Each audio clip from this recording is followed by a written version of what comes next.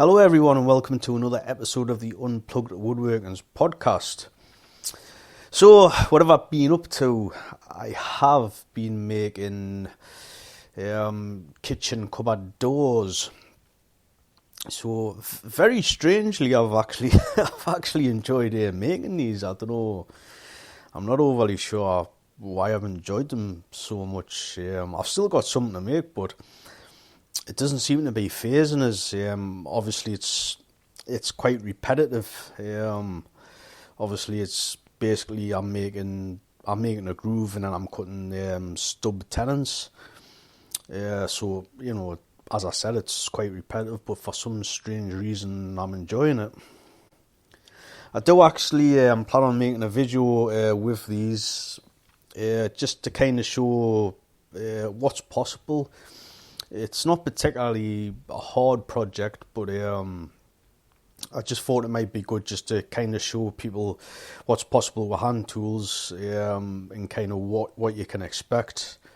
You know, obviously nothing fancy. Everything's getting done in my back garden, so as usual. So I kind of just wanted to show, including the spraying as well. I'm going to be doing some spraying, and again, I ain't got no spraying sort of kit. This is just going to be done with a spray can, basically, some primer and then some coloured spray paint. Obviously, it's obviously for wood, but yeah, I just thought it would be interesting just to let people see what you can actually do, rather than going to the likes of B&Q or Wickes and paying like, I think the doors that I originally looked at they were like £55 each, you know, so it kind of adds up. It starts to add up rather quickly. I think today it's going to cost us somewhere in the region of about £250, somewhere in that region, was it? I think it was somewhere around about £250 it's going to cost. But if I was to buy the doors, I think that, like, you know, the total number of doors and whatever else, doors and drawers, I think it was somewhere in the region of £750-800, something crazy like that. You know, kitchens aren't cheap these days, you know, especially only if you're going for like a bit of a spruce up. A spruce up can start getting quite expensive. Okay, so what impressed me this week, or what caught my eye rather, so this was a post by, I don't know if I'm pronouncing this properly, I'm going to try, Sin-Q Port Woodworking. I'm going to leave a link for this, just interesting to see it. Things like this do interest us, obviously woodworking in general does, but I do tend to like the older work holding techniques and even the clamps. So I'm not actually sure the type of clamp this is. I have seen them kicking about here and there, specifically not this type of one. So if you can imagine the letter 0 basically cut in half, and we've got kind of a stick going through it, if you will, through the centre, and there's a peg at either side on the outside of the O section, if you will. So basically, you would put the clamp it's kind of a bit like a how to describe it, like a crab's claw. So you would stick the kind of the crab's claw section, if you can imagine it like a crab's claw, like kind of, you know, grabbing something, and obviously you've got the stick going through the middle, and you've got 2 pegs, so that stops it from coming apart. And on the opposite side, you've got a section where you would wedge it. This is very, very primitive, but I've never had the pleasure to use one or even make one. It might be a future video, to be honest. I'll have to write that down actually. But just with it being powered by a wedge or tightened with a wedge roller, I know firsthand how much clamping force that's going to get. It's going to be absolutely immense, the clamping force on it. So it was quite cool. I mean, this might help someone out that's got a lot of clamping to do. They may not have the money to go out, to buy all these clamps. I mean, clamps can be like really, really super expensive. I used to always say that you can never have too many clamps. Where I think now I get by with what I've got, but kind of at the same time, if you have got the money or you have got the capabilities to make more clamps, it's never a bad thing. So yeah, I'll leave a link to that. Go and check it out. It was quite a pleasant post, because like things like that don't pop up often. Well, not in my feed, they don't anyway. So that was quite cool. Okay, so this week is going to be part 2 of the Workbench design. So last week I actually got cut off. So the platform that I'm on, I'm actually on Spreaker, and I was on like the lowest tier plan. It was, I think it's like, is it like £8 a month, something like that. So that only gives us 45 minutes. So I have actually bit the bullet, and I forget what I'm paying now, but I am paying a bit more. So I think that gives us like nearly 2 hours of play time, if you will, to chat. So I think that should be more than enough.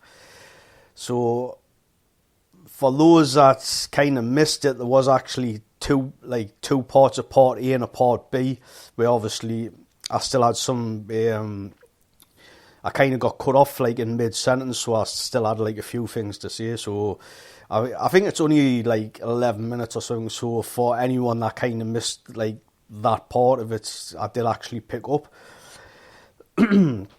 So today I'm going to be talking about tall benches. Same again, these are just my opinions, my ideas. Don't take them so seriously, if you will, because some people like tend to get a bit carried away with things I say, and kind of think I shouldn't be saying certain things. But as I said, and I'm going to reiterate this, these are just my own opinions, my own ideas. Okay, so to make a start, I'm gonna mention a few benches. These are kind of benches that I like. Obviously, there is a lot of benches, and there's like you've got your bog standard ones that are quite well known, ones that aren't so quite well known. Then you've got everything in between. That's people like myself just kind of mix match and have their own little ideas and make them. I dare say that there's a lot of good benches, in people's backyards and people's sheds, and the line there undiscovered. There's a lot of clever people out there. So, in the coming years, I would imagine that's you'll start to see a lot of great benches, coming out. Not so much the mainstream ones, So I think people are getting a little bit creative now, aren't they? I think hand tool woodworking is kind of trying to make a comeback, if you will. I mean, a couple of years ago, or even maybe a year ago, I was kind of, I wouldn't say worried, but it kind of seemed like a real shame. It kind of seemed like hand tool woodworking was kind of like dying out, if you will. There wasn't a lot of people interested in it, and everyone. I still even get the comments now. It's like, why don't you just use a circular saw? Yeah. Why don't you just use a router? Yeah. Why don't you just use a mortising machine? Things like that. I mean, I kind of see where the people are coming from when they say like things like that. I totally get where you are coming from. For anyone that's said it to us and maybe listening or whatever, I totally get that. But like for me, I just like working with hand tools. I really like. It's just so peaceful. And another thing I like, I can basically take my bench and my tools and I can like make furniture just about anywhere as long as the environment's like half decent, meaning the weather's okay, and I'm happy to do so. So some of these benches, some of the more noticeable ones that people can relate to. So you've got a Nicholson style bench. That's kind of like a U bench, or rather the top's usually in a U shape. So you've got the top section, and you've got two aprons either side of it. Ironically, this was one of the first benches I ever used, going back when I went to college when I was 16. Yeah, 16 years old. I think I went. It was 16. So I can't remember the dimensions of it, other than the fact that it was intended for two people to use it. So this had the basic Nicholson style frame. Underneath, it had an enclosure where things were locked away. Obviously, this was a college, so you had all bits and bobs in there. It was quite a decent bench. There was a lot of benches, and they had like two record vises, one either side, and it had a tool well in the middle. I don't like tool wells in the middle. It's just a place for sawdust and shavings to build up and for you to lose little items like drills and whatever else. As I said, I don't like them. Ironically, the first bench I ever built was a Nicholson style bench. It was I basically copied was one of the first bench. I think it was the first bench video that Paul Sellers put out. So I kind of basically followed Paul. I put a tool well in it, but as I said, I just really don't like the tool wells for the reasons I've just stated. I think it was a couple of years ago, I built a Nicholson style bench, and I left the tool well out, totally done away with that. And ironically, I still haven't used it. I have not used that bench to date. It's currently sitting in my shed, and it's just chock-a-block with junk on top of it, tools and pieces of wood and screws and whatever else on there. And to be honest, it's still not finished because I actually still need to trim the legs on it to bring it down to a better height for myself. Which I still haven't done. So I've got like 3 vises I could actually put on it, and as I said, I've just never bothered. It's just like there, and it's standing looking pretty. And the thumbnail for this podcast, you can actually see some of the underside, the joints and the bolts that are keeping it together. It seems a bit of a shame actually, because I kind of do. A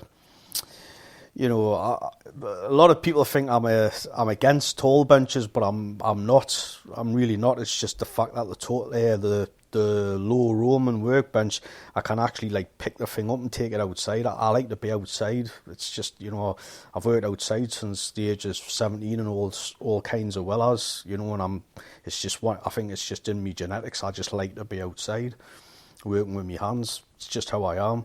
So obviously that's one of the downfalls of using a big tall bench. I can't physically pick it up and take it outside. and I'm lazy and I don't kind of want to be setting, something up like a Maruvian bench. Maruvian bench, I would still like to build one of those, but yeah. So while I'm on the subject, Maruvian bench, I think I'm pronouncing that right. This is, it's kind of cool because this is like it is like a kind of a knockdown bench, and it has like the two leg sections, which like most benches, tall benches, are glued together, fixed together. And it has two rails, and those are connected through the legs with a wedge system. I forget the name of the wedge system, but basically the wedge system goes through the tenant portion, kind of on the thickness of the tenant, rather than the width of the tenant, which that is quite common to see on different types of furniture. But I've never used one. I've never built one. I do plan on building one just for building's sake. I just want to build one. But apparently it's supposed to be really, really strong. You can kind of see the dynamics of it because you've got the two sections of legs, or the two sets of legs, and they're set on the bevel. I'm guessing maybe 80, 70 degrees, somewhere there. So obviously when you're planing, just see your edge planing, where just see you've got it on the edge of the bench, you've got it in the vise. So with the two legs being on like angled, it's going to but it's going to minimise racking. The rocking backwards and forwards. Where I think sometimes if you're using maybe a Nicholson bench, you can get a little bit of racking with that. Obviously, it just depends how you've made it and whatever else, how you've got it fixed together. So, the next would be the Reboo bench, of course. So this was popularised by Chris Schwartz, I believe. I think he's done quite a lot of work, on the history of it and whatnot. He's built. I don't know how many of these benches he's built, but obviously, Chris Schwartz is well known for building workbenches. He's built quite a few, more than most people, even more than me as well. And I've built a few benches. So I'm not overly sold on the Reboo. I am being maybe a little bit biased, or maybe judging a book by its cover. I don't really see the point in the way the legs are connected to the top. It's for anyone that doesn't know traditionally how these things are made, or rather the joints. It's kind of like a tenant, and it's got a break in the tenant, and then it's got a dovetail section. It's kind of like a twin tenant, but the outside tenant is shaped into like a sliding dovetail, if you will, kind of sort of thing. I'm not sure of the correct name of the joints. There probably is some sort of name for it, but same again, this is just my opinion. I really don't see the point in it. I have kind of seen like other similar style benches where it's just a single tenant. It might just be what's the correct name for this tenant? Maybe is it a blind cheek tenant, where you would only cut one cheek away. I have seen benches like that, I think, and I've also seen benches where you've actually just cut your standard sort of tenant. I think that would probably be better. In my opinion, it would. I just don't see the need for it. the other thing with these benches as well is because the tops are so heavy. I can kind of understand that you've got your tenant and you've got your other section of tenant, which is like the dovetail portion. I can actually see where this would like help to stop like racking. I can totally get that, but with the sheer weight of it, the sheer weight of the top, I just don't, I don't think it's necessary.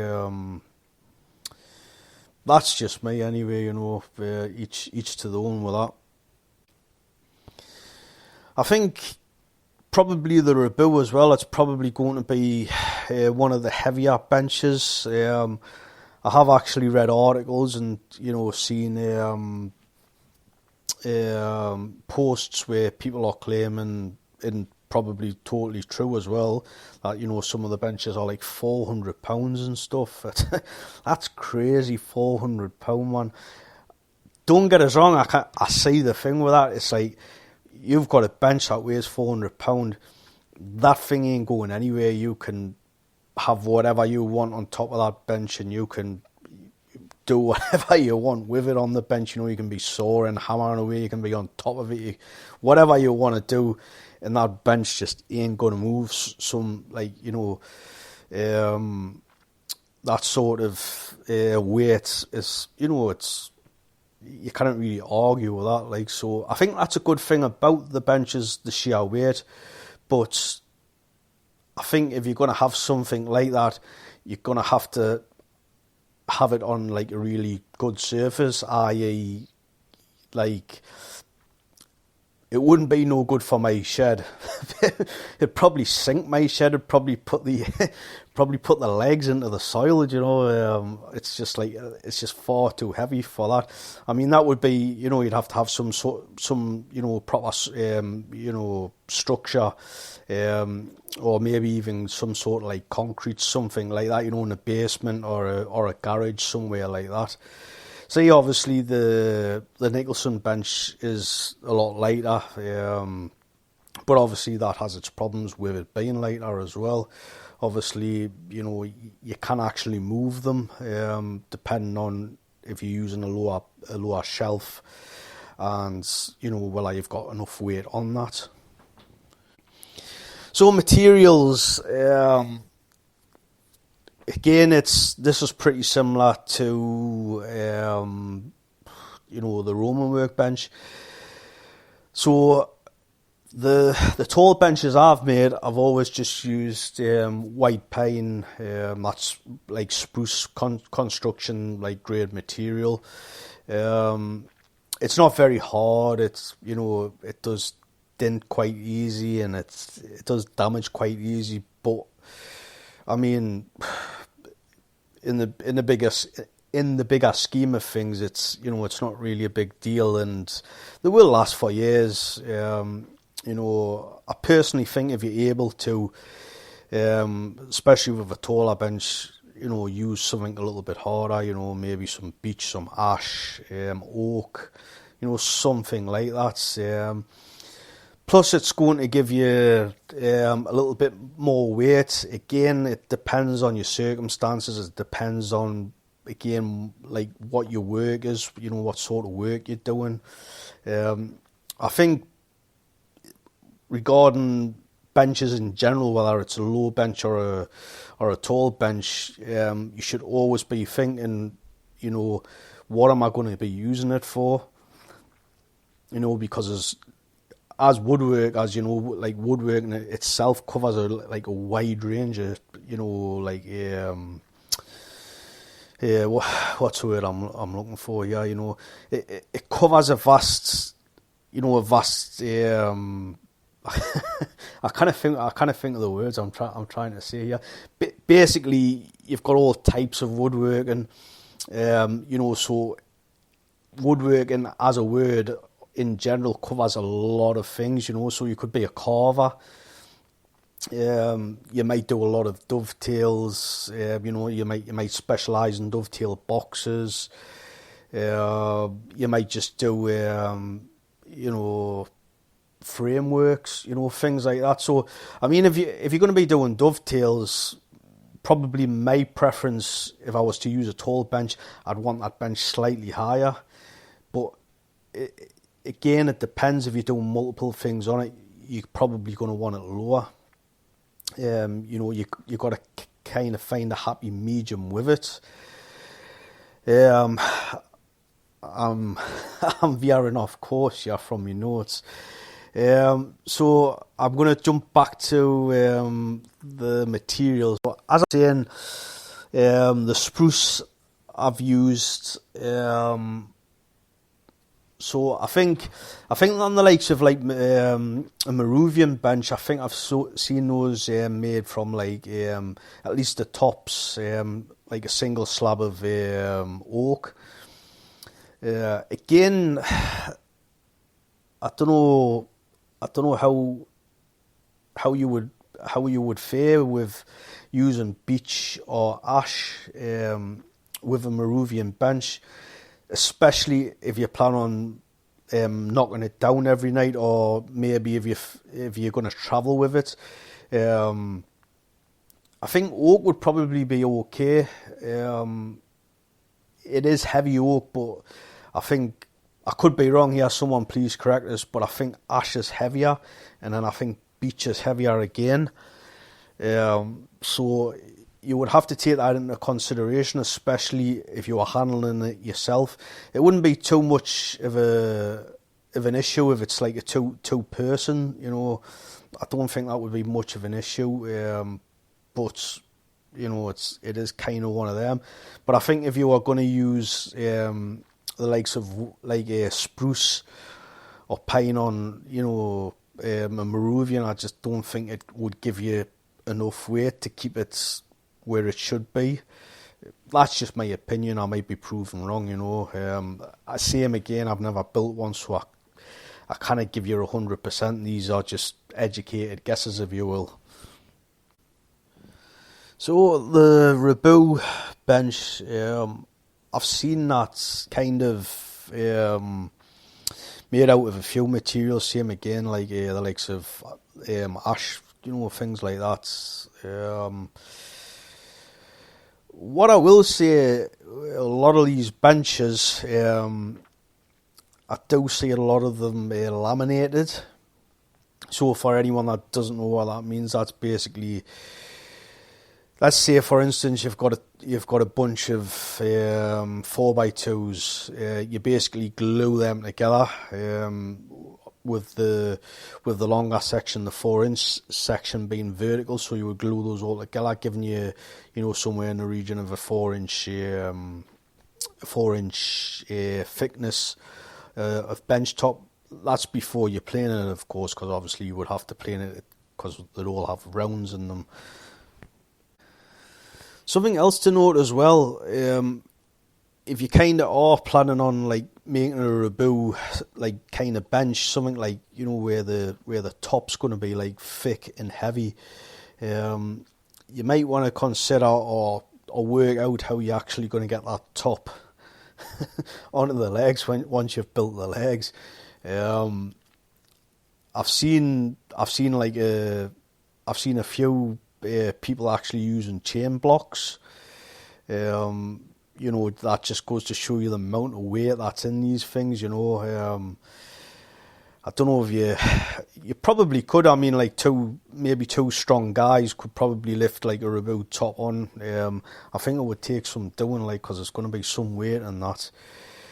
So that's probably something to kind of like look into before you start building one.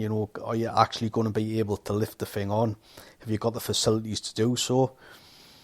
The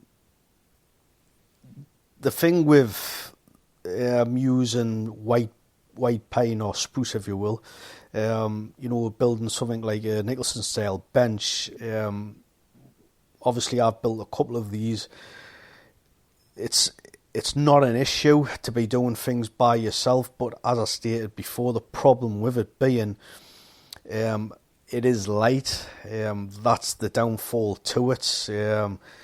But I still think they're decent benches, you know. I wouldn't hesitate on recommending one of those benches.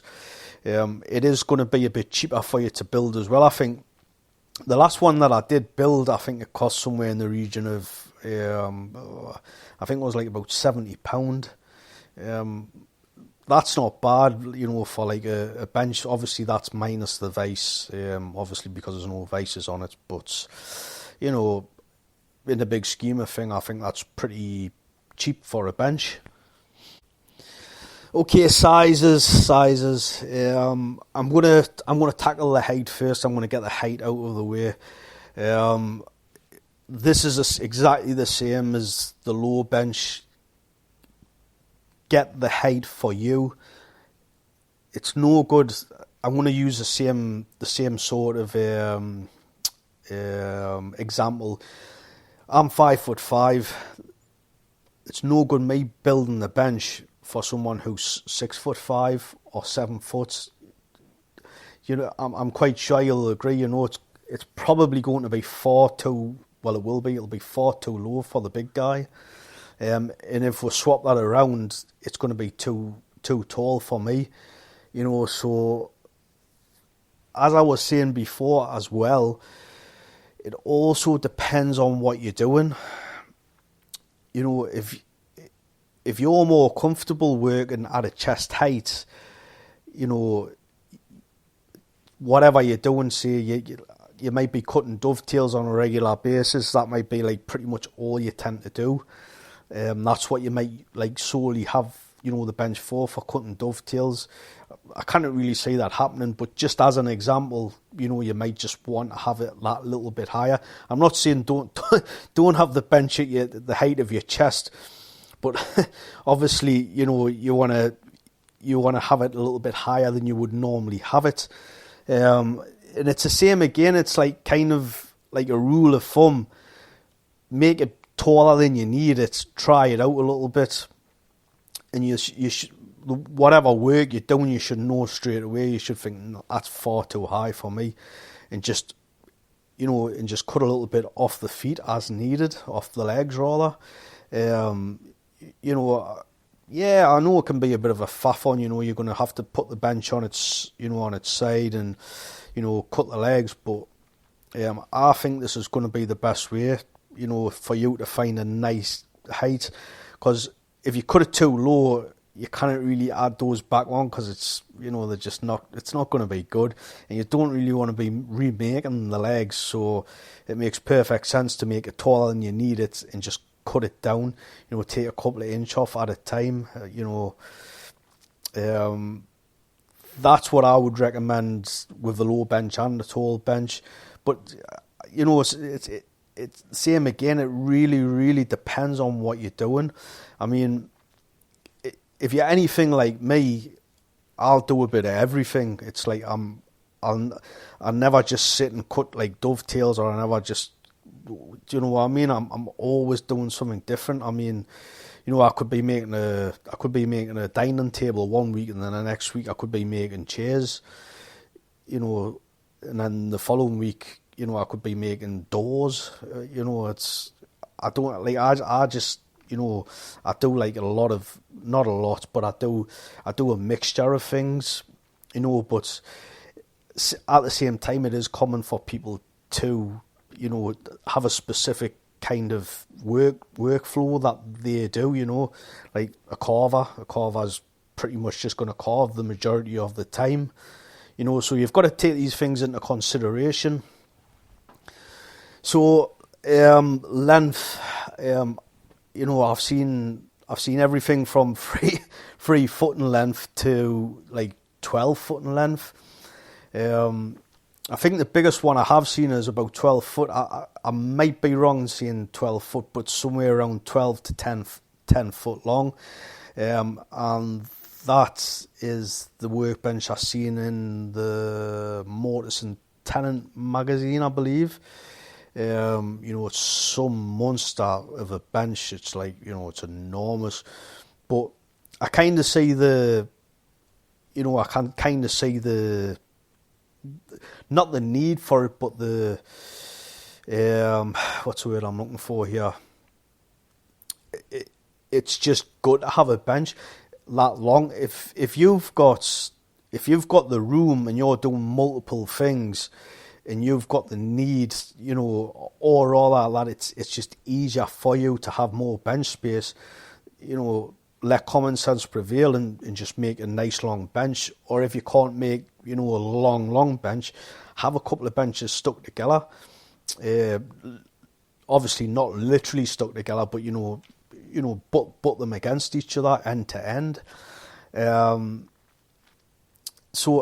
But going back to the shorter one, like a 3-foot bench, that might be perfect. That might be all you need that for. That you might actually build a bench, like a little 3-foot bench specifically for something. It might be like a little carver's bench, something like that. So you do have to kind of take these things into consideration. But it's the same. It's the same with the sizes. Also, when you're taking that into consideration, like what you're going to be using it for, you've also got to take in the physics of the thing as well. So if you're going to make it, for argument's sake, let's just say like a 3x3, that's going to be more susceptible to, basically rocking about. If you're going to start planing on that, just say you might need to do some sort of planing on it. Maybe once in a blue moon you might need to do this planing, but you need to do planing. It's going to have the potential more to rock about. So you're going to, that's going to work in both directions on the length and the width, where it's kind of the same sort of thing if it's going to be a 3-foot by 3-foot bench. So you kind of need to take that into consideration. Obviously, the taller you build something, as a rule of thumb, you should extend the footprint of that, the base of that. It just makes it more stable. So that is something to take into consideration. The bench that I've got at the moment, I think that's like kind of somewhere in the region of about 6 foot. I didn't actually measure it, but even I was actually looking at it tonight. Like I took a couple of photos just for the thumbnail of this podcast, and I did think to myself, I probably should have made it longer. The irony of this is that I don't use it, and I haven't used it. It's just been sitting there for however long. But still, me kind of just looking at it, I thought I should have made it longer. It's not a big deal. I personally think, like 6 foot's like a good, for someone like me anyway.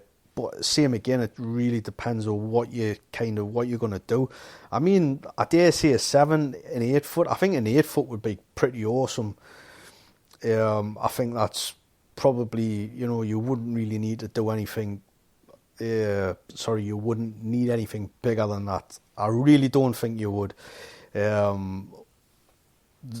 will be instances where you do require something bigger, but I mean, for the majority of people, and the majority of the tasks that you're going to carry out, I think somewhere in the region of 8 foot long, that's just going to be, I can't see you needing to be any longer than that.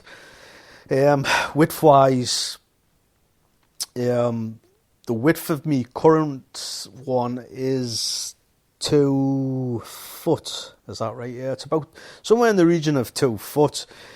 And it's the same again. This can be anywhere from I think slightly under 2 foot to 3 foot. It's the same again as well. It depends, the sort of bench you kind of making. Just to kind of veer away from traditional benches for a second. You've got the likes of a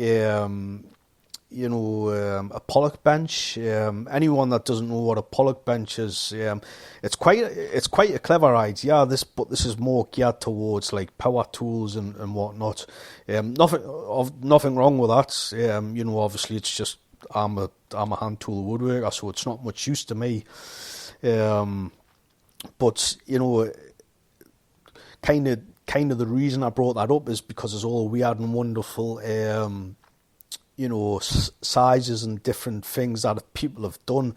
They've basically purchased the plans for the bench, and people have turned them into their own thing. So some of the width of these can be like, quite big. And they've also got the capacity to be clamped together and stuff, making like a really wide surface area, for you to work on. So just to kind of, hide that in with the mixture, same again, it really depends on what you're doing work-wise. So leg frame construction is next. I've kind of touched on it a little bit earlier. So the last tall bench I made, what I opted for, and I did actually see this. This was the English Woodworker. I have seen it other places, but obviously he refreshed it in my mind, and that's kind of why I done it the way I done it. So basically, you've got your two legs, and you'll have a top rail and a bottom rail. At least you have on a Nicholson style bench, and this is how I constructed mine. So is what I've done overall. I got the idea from the English Woodworker, refreshed in my mind. So instead of doing a mortise and tenon joints all the way through, I opted for kind of a dovetail lap joint. So it's like a half. It's only a half dovetail as well. So you have got the two shoulder portions. So you've got the back shoulder portion that's hitting the two legs. You would get that from a normal lap joint. And then you've got the little section of dovetail you've cut out as well. So you've got the shoulder button in there.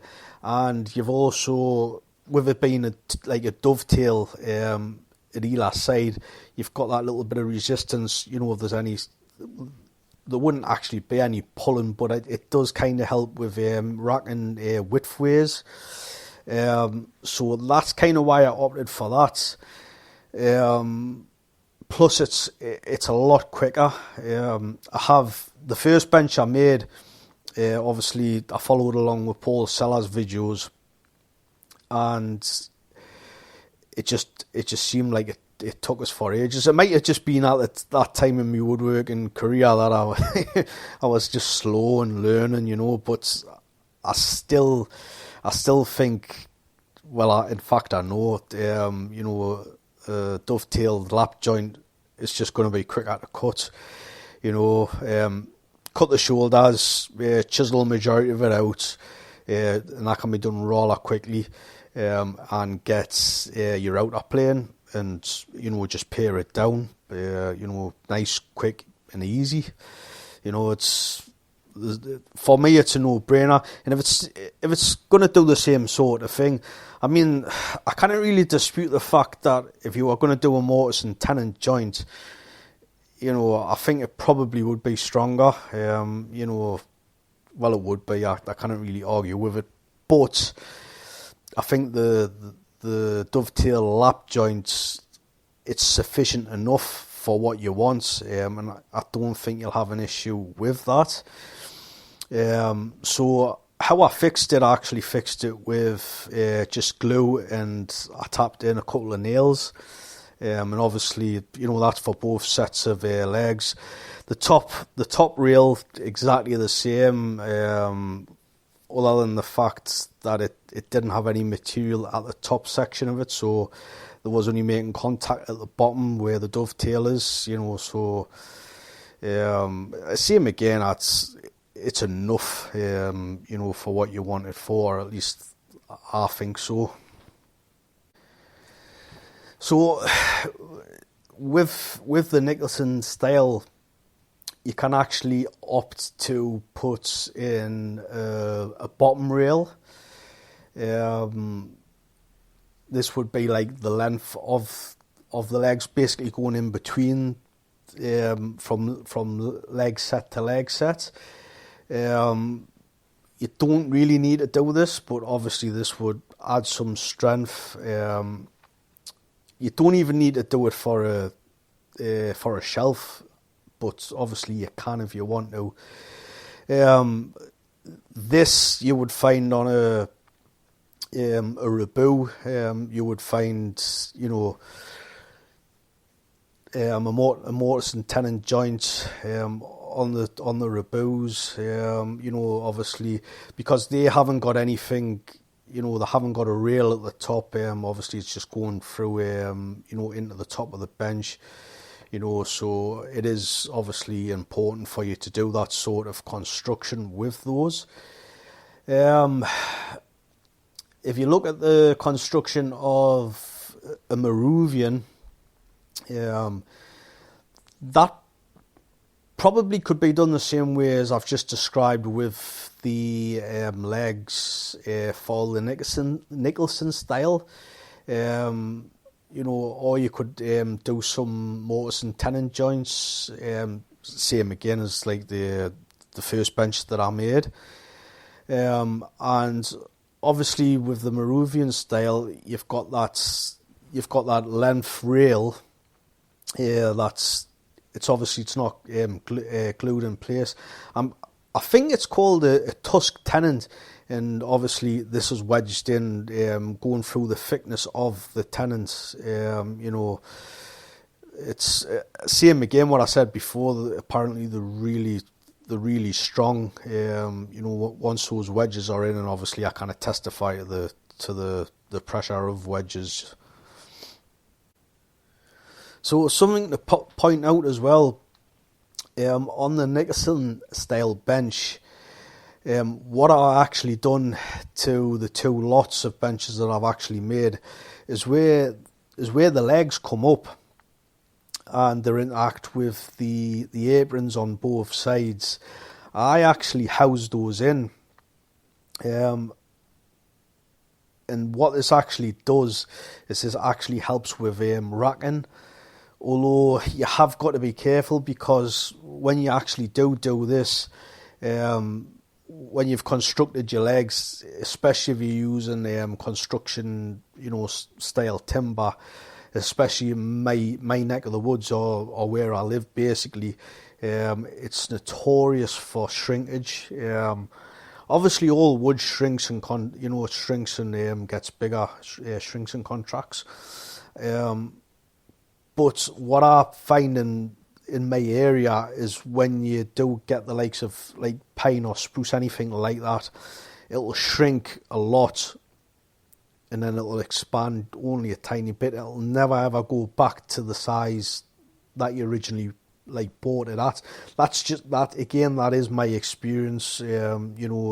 Obviously this could be different. Obviously there's people listening from America, there's people from Spain that listen, there's people from Brazil, so obviously it just kind of depends on where you are, so you might want to take that into consideration. So personally, what I would do, and what I did do, I actually constructed the legs and I brought the legs inside my house, and I just let them sit inside the house, and obviously they shrunk with the heat, and then obviously take them back out and fit them, make the housing joints, and I can't really say if it's helped any, to be honest, because I've never used a bench, but that's the logic in my head. So, but as I said, it is something to take into consideration. Logically, it should have worked, but I've never checked, so I probably should have checked before I mentioned that, like, but that's the logic anyway. Okay, so under shelves and cabinets, things like that. Under shelf, definitely 110%. If you've got the wood spare, definitely make some sort of a shelf. this is going to be twofold. You're basically going to have somewhere to store things, whether that be tool boxes. If you've got power tools, maybe if you've got a router, use a router, whatever else. You might be a bit of a, you work in between hand tools and power tools, so it's going to definitely, help you out, having them off the floor. But also, if you are using like a lighter material, like I've described earlier on in the podcast, the likes of spruce, by you putting like material on that, not material, tools and toolboxes and whatever else. Basically, you're adding weight. If you're adding weight, you're going to stop the thing from moving around. Obviously, there's things you can do to stop it from moving around, or to help it to, stay put. Things like rubber mats, things like that. But I think if you were to use a rubber mat and you were to put a shelf in and obviously, get toolboxes and whatever else on it, it's just going to help it out. Plus, it's getting things out of the way. You're getting a nice, storage area. I think it's personally a good idea. Something else that you could do as well, you could actually kind of make a unit, not a unit, like you could kind of box the legs in, kind of like the same sort of thing that I was talking about when I was at college. They kind of had those, they kind of had the underside of the bench kind of like boxed in, and it had like two doors on it. I think these were just like batten doors. There was nothing like special about them. But obviously they used to keep them padlocked. I'm sure they used to keep them padlocked. That might be an option. If you want to lock away, you might have valuable tools in there. You might want to lock them up at the end of the day. Don't get us wrong. I mean, if a burglar's going to burgle you, and he's going to burgle you basically, but he's going to have to make a lot of noise to do so. Which I think, with security, I think that's one of the main things, isn't it, for the thief to have to make as much noise as possible. And obviously, that's going to alert you. It's going to set dogs barking, possible alarms off, and it's less likely for him to be able to carry out the burglary. It's unfortunate, but people do these sort of things. So that might be an option for you if you feel like you wanted to do that. Something else that I've only ever seen one person do, or at least the first person I was to see, it was actually Paul Sellers. I think at either end of his workbenches, because I think the majority of his workbenches are the ones he uses are like a Nicholson style sort of bench. He actually has two drawers at either side, which is, it's a good idea. So that might be something else you kind of want to incorporate into it. Obviously, same again, it's going to help with the weights. You're going to be able to, put extra weights onto the bench. So, you might need that extra weight. So that's something to think about as well. Okay, so last thing on the list here, because I've really rabbited on a long time now. See, this is a problem, I've updated me plan now, and I'm able just to talk nearly 2 hours now. But I'm going to make this the last anyway, because I felt like I've rabbited a bit too much. So, vices. So, a lot of people think I'm against vices, and I'm really not against them. I love a good vice. A lot of the time I don't see the point in having a vice on a low bench, because you've got the peg system that does such a great job. But as I said, I'm not against them. Love benches. I love vices. To be honest with you, if I do actually, when I kind of do plan on making a bigger workshop, and have like a really bigger footprint. This is solely for the winter time. Obviously because if I'm in the back garden, it's winter time. It's just it's slippy, it's wet, and sometimes I just can't work out in the garden. So I get pushed into the shed, and the shed's just not big enough. I've got far too much stuff in it, say, for the size of it. So I do plan on making a bigger one, a bigger footprint basically of a shed. So if I do that, I can see myself spending a decent amount of money on a vise. So this should just go to show you that I'm totally not against them. I love a good vise. So when I say spending a decent amount of money, for me on a vise, would be somewhere in the region of like £200 to £300. I reckon some people might think that's not a great deal, and there might be some people that think that's like just stupid. But the reason being, I've seen I've never used this. I've never used it. It just looks so solid and sturdy, and it's what do you call it, guy? I think he's an Australian guy. I'm sure it's an HT Gordon. I'm sure it's HT Gordon, and it's just got a simple little handle at the front of it. It just looks so like it doesn't look right how it is. It doesn't look like it should be able to clamp things up. But I have obviously seen video demos of this, and it barely looks like they're using any pressure. And this vise is just once it's in, it ain't it ain't moving the thing. You ain't moving a piece of wood out of that vise. So that looks really, really good. So that is a possibility. But there's like the pattern maker vices, and what's good about the pattern maker vices is that you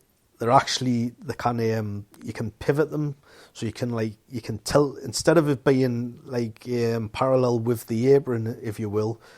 You're actually able to turn the whole thing so that the screw portion is actually facing your face if you're looking down on it. You can twist it, rotate it. You can actually clamp like awkward things in it. It gives you the capability to do that, or the capacity to do that. If you had some tapered legs, you'd actually be able to hold the tapered leg. So that's got a list of places it could be used. Not places, but applications rather. So that's very, very appealing to us. So the vise that I've got is an old record. I can't, for the life of us, I cannot remember the name of it. I actually picked this up off a flea market, and I actually carried it from the market store to the side of the road, and I discovered that it was so heavy. I actually took it back to the market store. Asked the guy if he would keep an eye on it, and I actually went and got my car and drove around. This thing absolutely weighs a ton weight.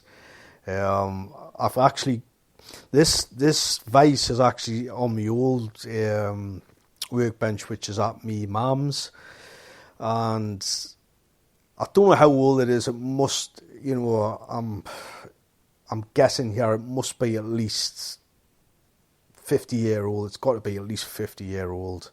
It wouldn't surprise us if it was older than that. It does still work. It is slipping a little bit now.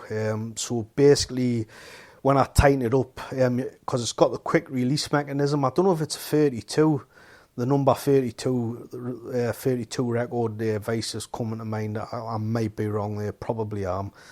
But it has got the quick release, so you're able to press the button, nip the button rather, and pull it all the way out to its full capacity.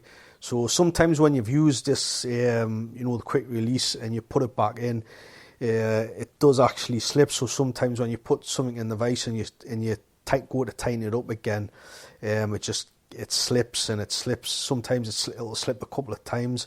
I don't know if that can be fixed, to be honest. I've never really looked into it. I've never really looked at the vise. It hasn't been too much of an issue. Obviously, it's been a very long time since I've used the bench. It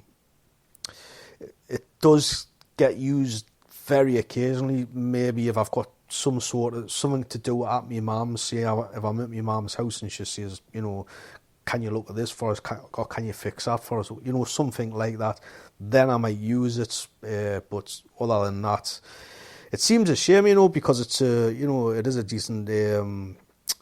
decent vise. So it would be interesting if that can be fixed. Like I say, I've never kind of looked into it. So if anyone knows, if it can be, if that issue can be fixed, if you could let us know, leave a comment or an email at unpluggedwoodworking.com, I would really appreciate it. Okay, so the position of the vices. So what I was always told, if you're right-handed, then your vise on a tall bench should be placed at the left-hand side of the bench. And if you're a lefty, it should be placed at the right side of the bench. Obviously, I've seen the vices kind of being put in the middle of the bench. I don't really see the thing of putting them in the middle of the bench. I do think it should be one side or the other.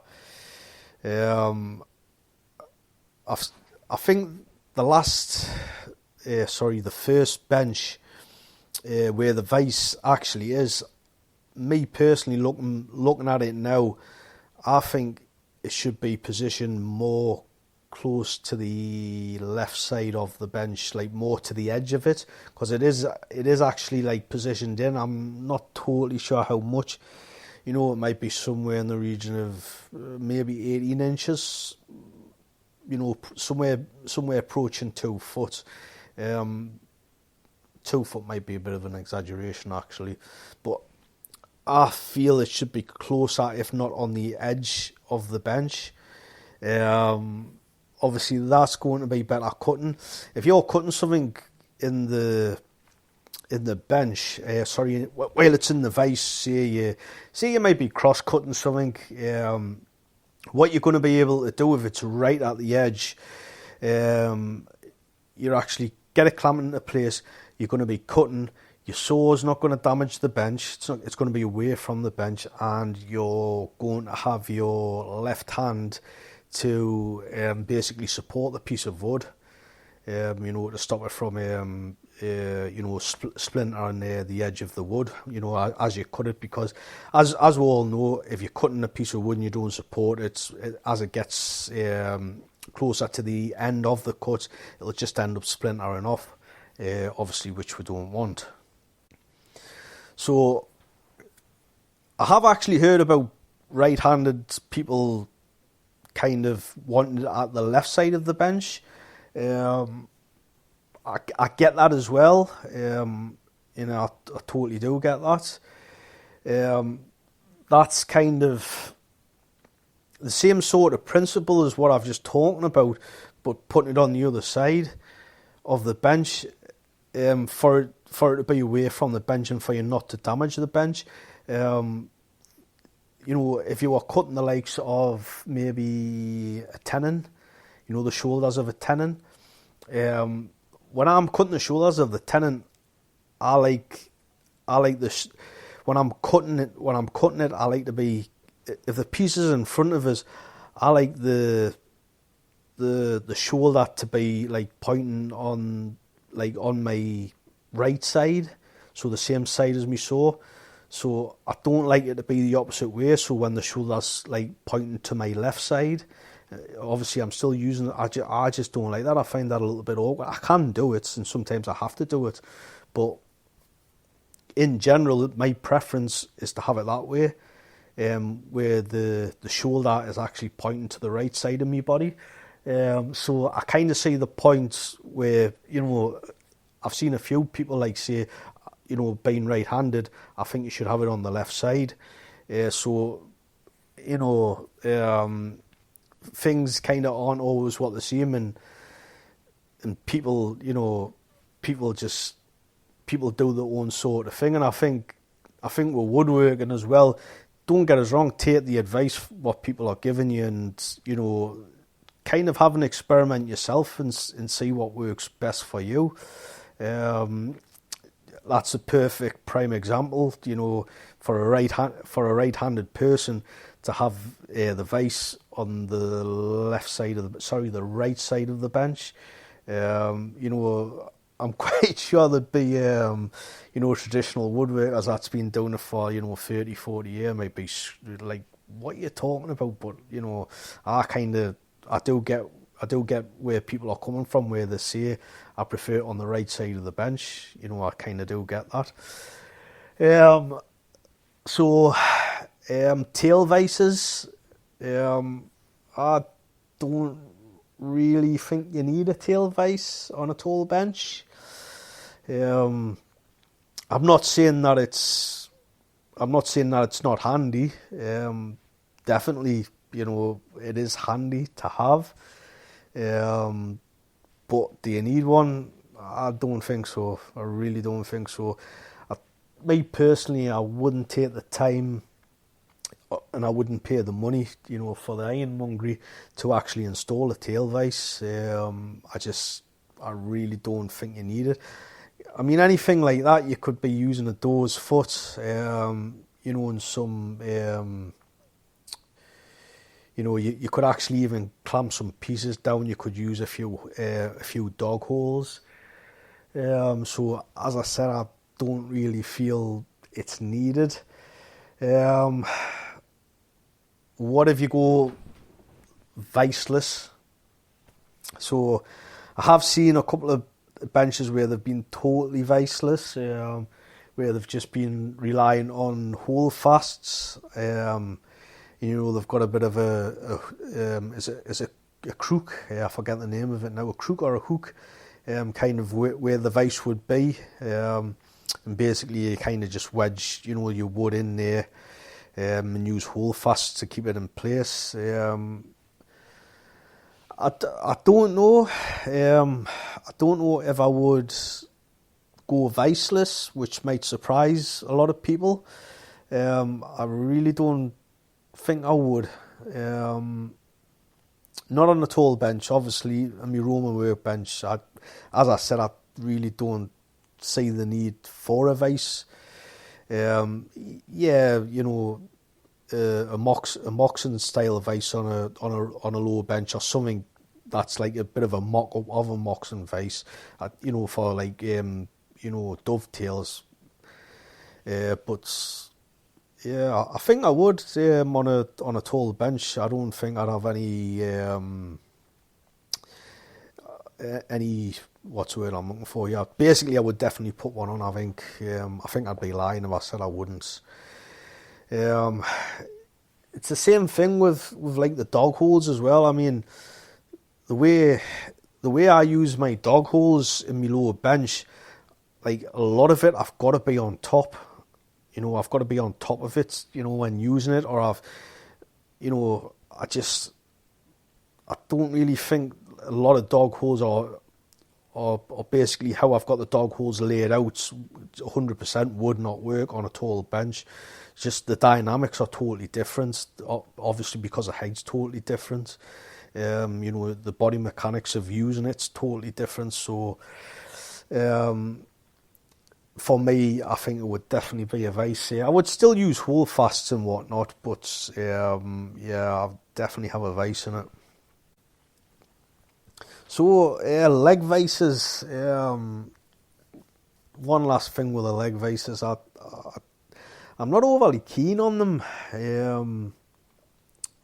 The ones I've seen, obviously it's not all of them, but the ones, I don't dislike them. I just think it's same again. It's a bit, I don't know. I'm not overly keen on them. You know, you've got the leg vises and the ones where you've got the rail that actually runs through the leg, and you've got like a lot of holes in these in this rail, and basically you'll put a peg or you'll put a screwdriver, something like that, and this is to stop the racking in the vise. So basically, if you've got something square in your vise and you start tightening it up, for anyone that doesn't know, if you start tightening this up, is what will happen. The bottom of the leg will actually start like going on an angle, like basically pulling itself in towards the leg. And as what this does at the front, it actually pulls away from the piece of the material, so the material is not getting clamped properly. So that's why you've got to stick some sort of, you know, peg at the bottom. There is different ways and methods and other sorts of, you know, weird and wonderful things, gizmos and that, types, like these types of leg vises. You've got like a leg vise where it's kind of like on like a bit of a jack. I can't remember the name of the company that makes. I think there's several companies that make them, like, but that looks pretty cool. I like that one, but as I said, I don't like that kind of leg vise. The one I've just been referring to with the holes in the rail. As well, I think I would probably the next, if I actually do make a vise and I make one where it's, you know, I kind of just make one from scratch, I'll buy the, you know, the screw section off, because you can buy the screw section from Veritas. I've actually got one of them, ironically. That's just brand new sitting there. It's never been used, so I should really make use of it. But I think when I do actually make a vise, if I do go for that, just the screw section, and make one myself, I'm probably going to make it a lot bigger than I need it. I might actually experiment and see how big I can actually like make it, you know, and see what the clamping pressure is going to be like that, with that sort of size. But I think that would be pretty cool to mess around with. So I'm going to call it. I've been like talking like 72 minutes. You poor people, if you are still listening. Thanks very much for listening. And same again, thank you for all the new followers on Facebook and on Instagram. It just seems to be growing more and more every day. So absolutely really appreciate it. Thanks very much. And until the next time, I shall speak to you guys later.